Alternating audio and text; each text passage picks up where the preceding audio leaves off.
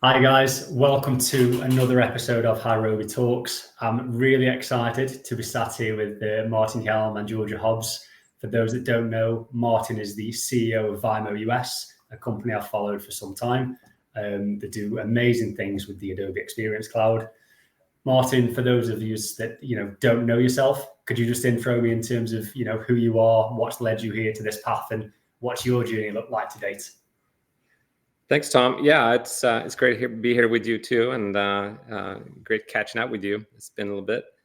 A little bit about me. I am a father of two teenage kids. I live in Louisville, Kentucky. Great kids, by the way. I'm really proud of them. They make my life really easy. Other than that, I've been in the e-commerce business or digital business since 2005. That's kind of where my journey started. I originally started in kind of general marketing. I was in TV advertising for a few years, and I just kind of fell into this digital business with the company I was with at the time had launched a new product, and wanted to be able to sell that online. I don't know exactly why they came to me, but I guess as a young employee, I guess they thought that I knew what the internet was and how to work with it. So, but yeah, so I helped them build the first e-commerce site that they had for their business, and that's kind of been going from there. Kind of got into it and kind of stuck with it for all this time. Been playing a little bit in just broader digital transformation and even in the innovation space a little bit, but mainly been on the client side up to this point. Before I joined Vaimo, I was actually a client of Vaimo before I joined them. Oh wow! And I was with a company called Brown-Forman. Not a lot of people know the name Brown-Forman, but they own Jack Daniel's whiskey, Tennessee whiskey. So I was in a global e-com role for Brown-Forman. And we hired Vaimo to build a couple of Jack Daniel's branded sites, one in the UK and one in Germany. And yeah, so that's how I got to know Vaimo and started working with them, and really kind of enjoyed working with Vaimo. It's, I mean, first of all, they're a Swedish company. They originated back in Sweden. I am originally from Sweden, so I think culturally we connect a little bit. But I like the way that they approach the work. They super knowledgeable. Definitely, we just kind of created a really good partnership. They were very, it wasn't kind of a client agency kind of relationship. It was really a partnership. So that's how I got to know them. So when I left Brown-Forman, I had the opportunity, I was kind of thinking about what to do next. And because I had that connection with Vaimo, we got into talking about how we can open up their US offices together. So so we had good conversations about that. They trusted with me with taking on this endeavor, this venture. That was back in 2019. So we're a few years into it now, but yeah. So that's how we started. That's how I ended up here. Awesome. Are you enjoying life there as well? Like, I know Jack Daniel's very well. Big fan of the brand, which is good. So yeah, things, obviously working from my side, I see Vaimo, we obviously do a lot of work with Adobe closely. You guys are working very closely across multiple projects. I know you've got a global team of superstars really, which is great. And it's good to see you, I think, thriving in that role as well.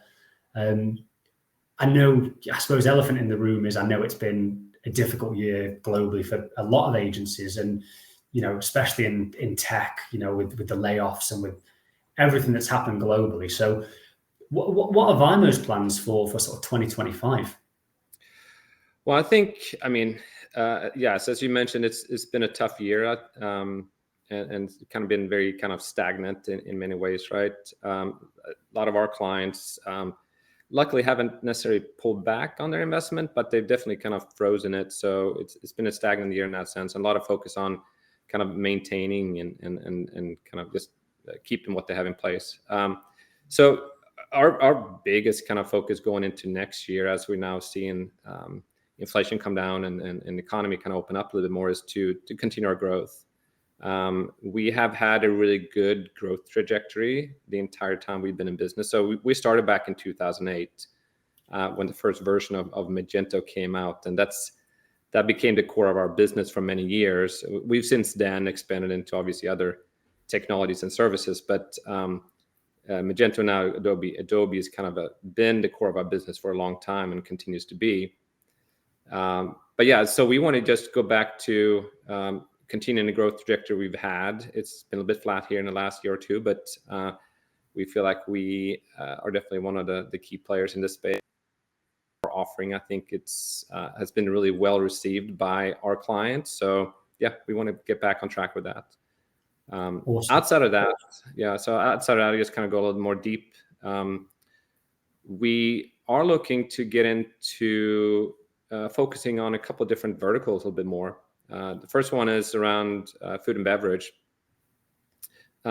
We built a capability, a connector between PIM and e-com platforms and the GS1 GDSN network here recently, and had really good kind of receptiveness from clients and potential clients around that, because it allows them to really kind of integrate the GS1 food and beverage product data into their e-commerce operations, whether it's from a PIM perspective or from an e-commerce platform perspective. So we're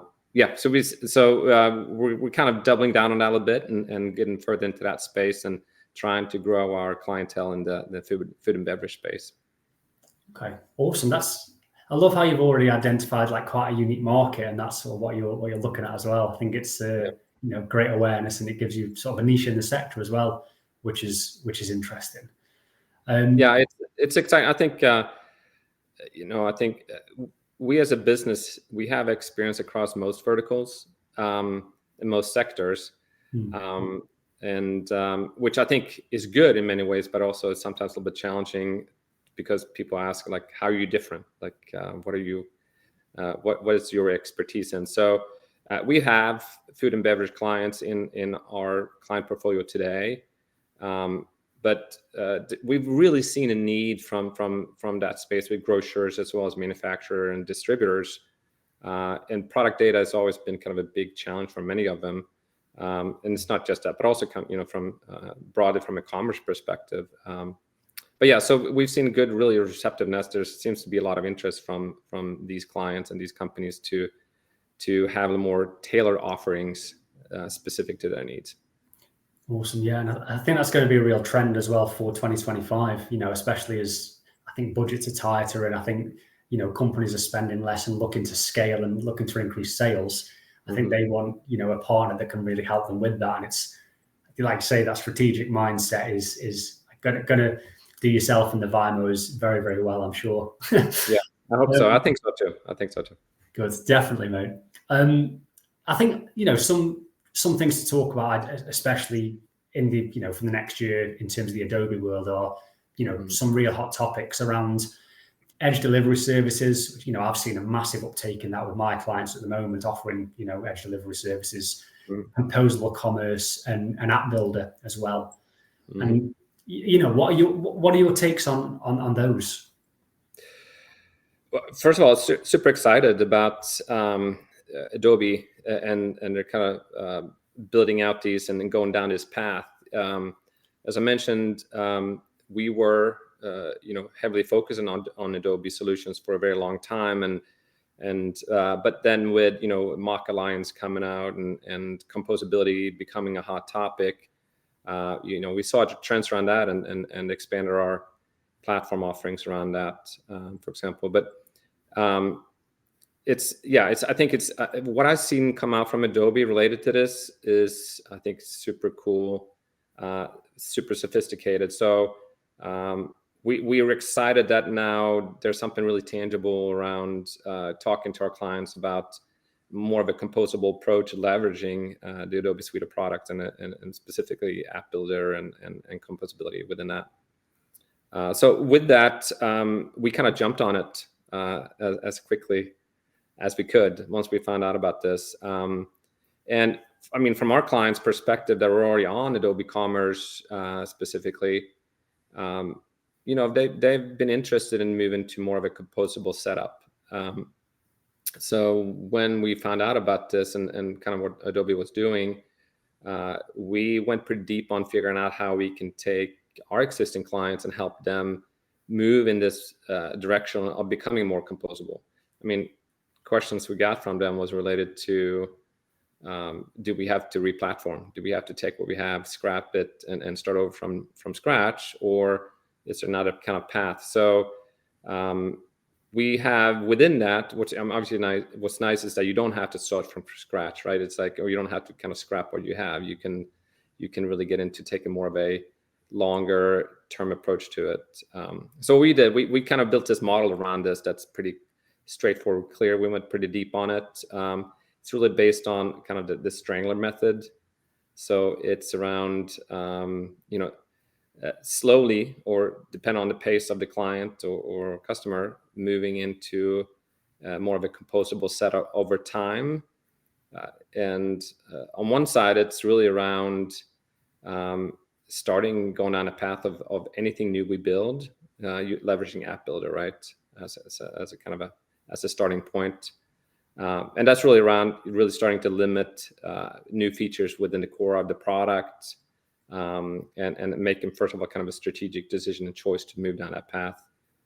And then once we get into that, we then start looking at, migrating some selected products or integrations into composable over time, and then starting to really move customization and the business logic out of the core into more of a composable space, and then eventually also then decouple the front end, obviously, to kind of really create this composable setup.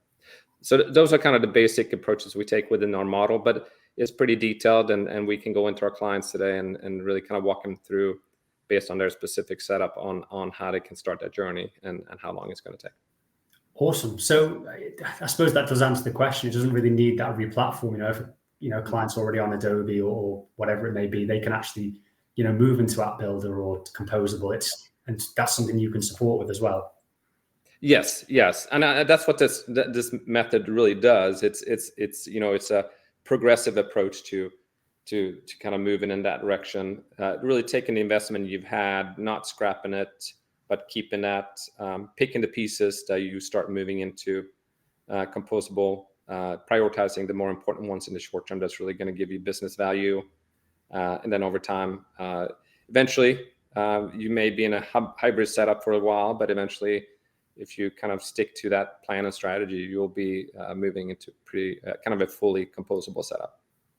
I love that. I can see why so many clients would find value in that, that speak to you guys as well, because I think if they've already made such investments, it's kind of that, we're so far in now, we can't really do anything. Whereas obviously they can, and you support them on that, which opens up a whole new realm of possibilities with new features that are released. And that's awesome.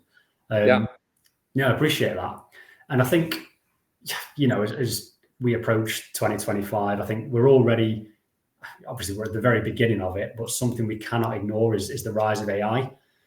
Yes. It's in everything, whether it's, CV screening for myself, that's something I come across, or, AI and data and personalization, is something. So what advice would you give to companies that are looking to leverage sort of AI and Adobe? Well, I think if you haven't really started thinking about it or investing in it yet, get on it. I've ended up going pretty deep on AI and so forth, just with within our own business, and then also kind of how we adjust to this changing landscape and what AI can bring for our clients. Because on one side, a lot of our clients that we talk to now, they're playing around in AI a little bit and so forth, but they're not really sure how to do it, what to do, where to start, what use cases to really kind of go after, and how to quantify the business value of moving down that path. So, I think step one is, if you're not there yet, if it's feels like a new technology that feels a little bit overwhelming, or not sure where to go, I would say at least get into it. It's moving really fast, so you kind of have to jump on it sooner than later. But in terms of, I think at a basic level, I think each organization needs to start by developing some kind of AI strategy, having a point of view around how they feel that AI can can be leveraged within their business. And that's something we can help you with, or help clients with, or there's a ton of other consultants out there that can help you at least get going on it. I think the other thing that we're really focusing on too is just internal skill building around it. If we look at our organization today, we have people that are early adopters that are already kind of jumping into AI on their own, and they're upskilling on their own, and they're super excited and interested in it. But I think we also have a large number of employees that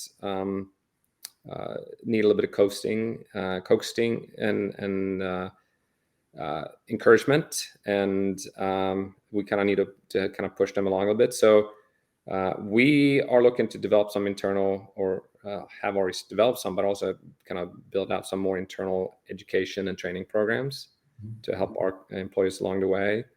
I think if you look at kind of the business we're in, one of the big things that AI is doing in the kind of agency world is that it's automating a lot of the different tasks and works that we do. So from our perspective, if we don't get into this space now, we run the risk of becoming obsolete, right? Because there's going to be increased pressure from really kind of new entrants coming in. I mean, existing players that just move farther and faster than us, and then new entrants that come in and can basically take away our business because they can do things faster, cheaper, and so forth. So it's going to put a lot of price pressure on us to become more efficient internally as well. So maybe that's not some direct recommendations exactly what to do, but going forth and even though it may be a little scary, really jumping into it, I think is the key thing to do today. Yeah, I'd agree, and I think it's something I'm hearing so much of now, is that ultimately we're already there. We don't need to be preparing for AI. It is here. We need to sort of embrace it early doors, and I think those that don't, as you mentioned, would slowly get left behind, just with how rapidly those that do embrace it will accelerate. We've seen. I mean, from my perspective, I know that already CV screening, resume screening has come in where now applying for jobs, it's done on keyword searches, and that's just one element of my profession where it's impacted. So I can see the same from your side where and I think that was really good advice, Martin. I think embrace it now, upskill, train, and invest. It's great to see Vaimo, as you just mentioned. Actually, I think the one thing that you said was investing in your team. Upskilling your employees to enable them. I think that says a lot about the business model as well, which is really nice. And I'm sure we're going to stand you and the team in good stead as well. Yeah, I think it's a good way to kind of approach AI and how kind of identifying where you want to put your focus is, your employees already know today which tasks are tedious, cumbersome, time-consuming, inefficient, right? And most of them probably know how they can better use their time doing something else. So really tapping your employees for inspiration for what to focus on. I think employees can tell you where the opportunity areas are. So asking them, I think, is a good starting place, and that will help you identify some areas to focus on. You don't have to solve it for every place in the organization right away, but I would say start in some of those small places. It's going to be a learning journey for all of us. But start that learning journey now and start doing something. I think you can build on that. Yeah, I love that. And I know you mentioned obviously about certain verticals and industries that you've had a great success with as well. So how's your 2025 shaping up? Are there any sort of particular products or tech that you think will be a game changer, or I suppose what are the plans for Vaimo across 2025?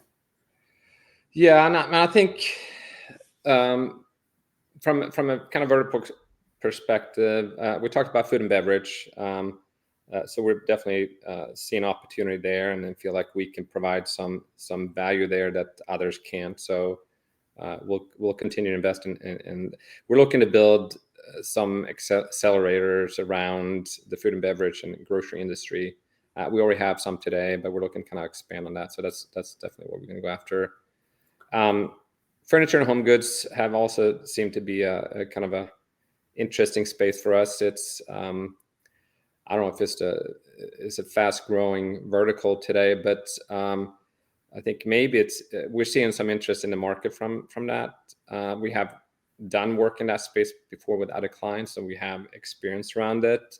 But it seems a bit like maybe that industry is come a little more alive in the e-commerce space today. And I mean, they've obviously been doing it for a while, but there seems like maybe there's more competition, maybe something's going on there, but we're definitely seeing more of that. So we're going to invest a little bit more in that vertical as well. I think sorry, yeah, go ahead. No, I was just going to say it's interesting as well. I love how I know it's been a busy quarter for you guys as well, but the strategy is already there, and looking at 2025 is almost done now. And it's just the execution part for you guys, which is, I think great to see and really interesting from my perspective, at least. Yeah. I think we have, I feel like we have a pretty clear picture going into next year, what we want to focus on and what we're going after within that. Awesome. The other thing, I think you asked me too around like some specific kind of technologies or products that are interesting. I mean, I don't want to sound like everybody else, but obviously I think we did talk about AI. I think what's interesting to me is kind of this growth of AI search. So, what I've seen lately here is now AI and LMs getting into providing kind of into the search space, competing with the likes of Google and Bing and so forth.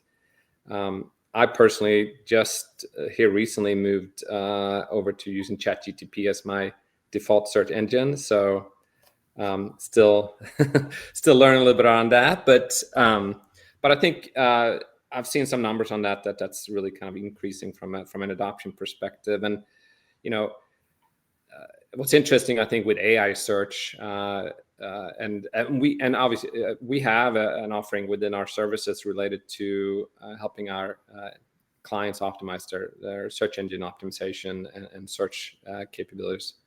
So I know our team is also kind of getting heavily into that. But I think if you look at AI search, I think one of the bigger things that really kind of differentiates AI search from more traditional search is really the personalization piece. I mean, with AI leveraging kind of natural language processing and so forth and machine learning, they can really provide more personalized search results.